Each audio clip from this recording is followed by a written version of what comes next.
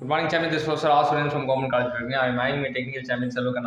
இன்னைக்கு என்ன பார்க்க போறோம்னா ஹிஸ்டரியில வந்து நீதி கட்சியை பத்தி பார்க்க போறோம். இன்னைக்கு அவர் நீதி கட்சியை பத்தி படிச்சிருக்காரு செல்வகண்ணன். ஸோ அவருக்கு என்னெல்லாம் புரிஞ்சுதுன்றது நம்மளோட பகிர்ந்து வந்திருக்காரு. ஸோ செல்வகண்ணனை பார்ப்போம். ஃபர்ஸ்ட் நீதி கட்சிங்கிறது நமக்கு பிராமணர் அல்லாதவர் சங்கம் அப்படிங்கிற மாதிரி பிராமணர் இல்லாத கூட்டமைப்பாக இருந்துச்சு.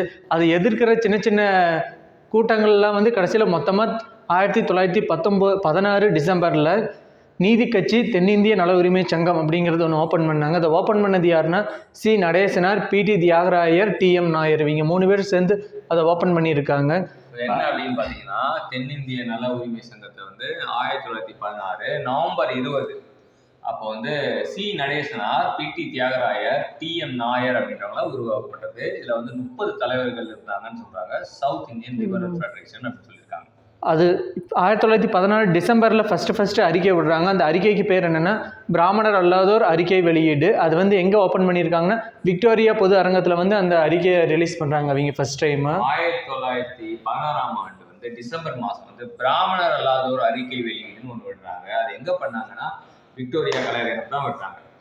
அதுக்கடுத்து அவங்க பத்திரிகை என்னென்னா இந்த நீதி கட்சி நடத்தின பத்திரிகை திராவிடன், ஜஸ்டிஸ், ஆந்திர பிரகாசான்ட்டு 3 பத்திரிகை நடத்தியிருக்காங்க அவங்க நீதி கட்சியிலேருந்து. அதில் திராவிடன் வந்து ரொம்ப முக்கியமான பத்திரிகை, ஜஸ்டிஸ் அப்படின்றது 2வது பத்திரிகை, ஆந்திர பிரகாசிகா அப்படின்னு சொல்லிட்டு இன்னொரு பத்திரிகை நடத்திருக்காங்க. அதுக்கடுத்து பத்திரிகை தான் வந்து அவங்க அடுத்தது என்ன, அதுக்கு அடுத்து என்னன்னா 1920 ஒத்துழையாமை இயக்கம் முடியும் போது அவங்க அதை சமாதானப்படுத்துறதுக்காக மாண்டேகு சென்ஸ்போர்ட் சீர்திருத்தம்ட்டு ஒன்று கொண்டாடுறாங்க. அதுபடி என்னென்னா ஃபஸ்ட்டு தேர்தல் நடத்துகிறாங்க 1920.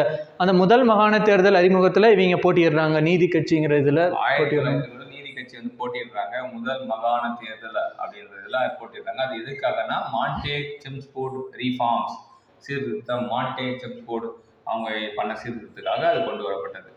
அதில் முதல் தேர்தலையே நல்ல பெரிய வெற்றி பெறாங்க. அதில் 1920 1923 வரைக்கும் சுப்பராயலு செட்டியாருங்கிறவர் தமிழ்நாடு முதலமைச்சராக இருக்கார். அவர் தான் சுப்பராயலு செட்டியார். பார்த்தீங்கன்னா 1920 1923 அது வந்து சுப்பராயலு செட்டியார் வந்து தமிழ்நாடோட முதலமைச்சராக இருக்காரு.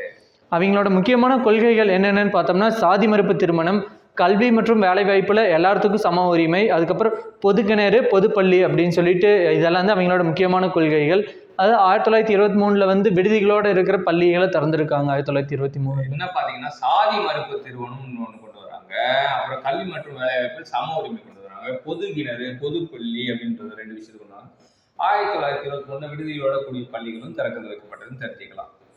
அப்புறம் அவங்களோட இதில் வந்து 1926 இந்தியாவோட முதல் பெண் சட்டமன்ற உறுப்பினராக வந்து முத்துலட்சுமி ரெட்டி இதை செலக்ட் ஆகியிருக்காங்க.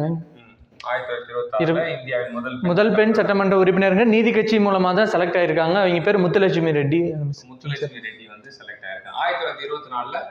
1924 அவங்களோட முக்கியமான சிறப்பான திட்டங்கள் என்னென்னா 24 பணியாளர் தேர்வு வாரியம்னு புதுசாக கொண்டாந்துருக்காங்க.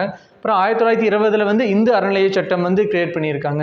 இது 2 அவங்களோட சாதனைகள். 1924 முக்கியமான சாதனை பார்த்தீங்கன்னா பணியாளர் தேர்வு வாரியம் கொண்டு வருவாங்க. 1926 இந்து சமய அறநிலைய சட்டம் கொண்டு வருவாங்க. இன்னைக்கு என்ன பார்த்தோம் அப்படின்னா நீதி கட்சியில அடுத்த முக்கியமான நிகழ்வுகள் பார்த்தோம். கற்றுக் கொடுத்த செல்வம் தேங்க்யூ சொல்லுவோம். தேங்க்யூ.